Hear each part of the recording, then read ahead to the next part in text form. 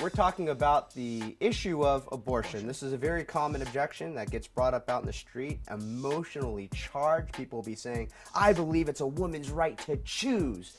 To choose what exactly, though? That's what we ought to be clarifying. We need to clarify what is the unborn.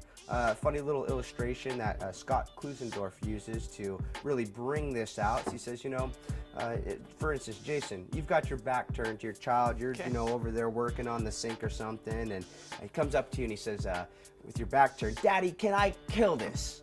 What are the first words that come out of your mouth? Kill what? Exactly. We want to clarify, kill what? What are we talking about? If it's a cockroach, no big deal. All right, but if it's the next door neighbor's child, no, of course not. We've got some serious issues. Hold back, yeah. And the same is true when it comes to the nature of the unborn. If the unborn is not a human being that's innocent and worthy of being protected, then removing it from one's womb requires no more justification than, clipping a fingernail or removing a tooth or a tumor. So we really want to clarify the issue here. A woman's right to choose what? To choose what school to go to, who to marry, what profession to choose to murder? Whoa, game stopper right there. And so out on the street, we have a sort of a philosophical argument that we use, and there's a special illustration that we could use to really bring it out. And this is the thing. You don't have to prove with 100% certainty that the unborn is an innocent human being. You always err on the side of safety when there's the possibility of human life. Right. For instance, when I was a Navy SEAL, we'd go shooting out in these ranges in the desert, and there would be a possibility that people would be out there on the range. There used to be these guys that would go out when we weren't there, and they'd be collecting the brass that we would shoot, and they want to try and turn it in for some money. So we always had to go out there and make sure that these guys aren't out there with their buckets, picking things up, a half mile or a mile out.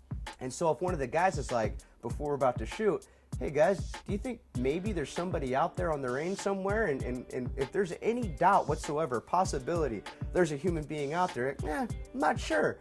Are we just going to all of a sudden start shooting? We're going, no, we can't be shooting down range. So the illustration that you could use out on the street is one that we borrow from Greg Kokel. He points out that, suppose I'm a demolition expert, Jason, all right? And I go up to this, building. I've set up all the charges there, and I'm about to hit the plunger and blow this thing up. When you ask me, I go, wait. Are you sure that there's nobody in that building? Not 100% sure. You better make sure. I think I'm just going to go ahead and blow. I'm pretty sure. I mean, we looked around a little bit. No, not good enough. So here's the point. You want to reserve, err on the side of safety. If you're not sure there's a human being in there, then don't blow it up. Well, the same is true on the topic of abortion. You're talking to somebody, you're saying you're not 100% sure that the unborn is a human being, innocent and worthy of being protected. Well, then maybe, just as you wouldn't go blowing up a building over such a thing, you shouldn't blow up what's inside of the woman's womb. And so there's the big takeaway there is clarifying the issue. What is the unborn? And if you're not 100% certain that the unborn is not a human being, then maybe you shouldn't be destructively blowing things up. Err on the side of safety, preserving life.